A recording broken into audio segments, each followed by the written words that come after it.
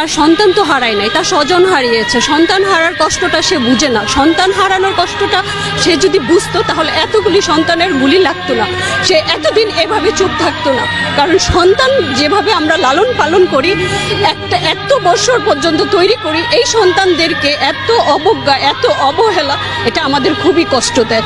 একটা ব্যান থেকে একটা বাচ্চাকে এভাবে টেনে হিঁচড়ে ফেলে, আমরা কুকুর বিড়ালকেও এইভাবে ফেলি না। সে একটা সন্তানকে কেন, সন্তানকে আমাদের এতই নিকৃষ্ট বা এতই, আমি এই সন্তানের কষ্ট, এটা আমার সবচেয়ে বেশি ব্যথা দেয়। আমি এটা নিতে পারি না যখন ব্যান থেকে এমনভাবে টেনে হিঁচড়ে ফেলে দেয়, তার গোপনাঙ্গ দেখা যায়। এটা কত কষ্টের, কত অপমানজনক, এটা খুবই লজ্জার। এটা আমি আমার প্রচন্ড, এটা বুলেট আঘাতের থেকে এটা বেশি আমার গায়ে লাগে। এটা আমি নিতে পারি না, কারণ আমার 3টা সন্তান আছে। আমি এই 3টা সন্তানকে কত কষ্ট করে বড় করেছি সেটা আমি জানি, আর আমার আল্লাহ জানে।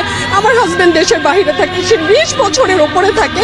আমি এই সন্তানগুলোকে স্কুল, ইউনিভার্সিটি এই পর্যন্ত আমার নিয়ে আসতে আমি জানি আমার কি ত্যাগ, আমার কি কষ্ট।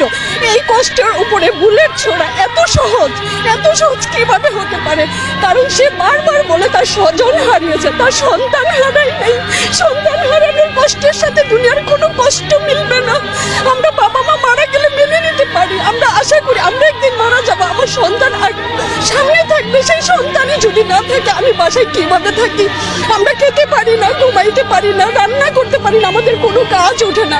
কালকে সারাটা রাত ঘুমাইতে পারি না। 11 নম্বর সেক্টরে যে অবস্থা, কারণ এই স্কুল থেকে আমার বাচ্চা বের হয়েছে, মাই নিয়েছে, তাদেরই কত সহপাঠীগুলি মারা যাচ্ছে। আমার মেয়ে দেশের বাইরে থেকে সে প্রচন্ড কষ্ট পাচ্ছে যে আম্মু এটা কিভাবে শেষ করা যায়। কারণ আমার সন্তানটা, আমার ছেলেটা যখন বের হয় বা আমি টেনশনে থাকি, আমার বাসায় কি পুলিশ আসবে? আমার মেয়েটা যখন মা বাসায় আর কিভাবে থাকবো, তখন পারি না, তখন ছেলে মেয়ে সাথে নিয়ে চলে আসছি, আর পারতেছি না, আর সহ্য হয় না।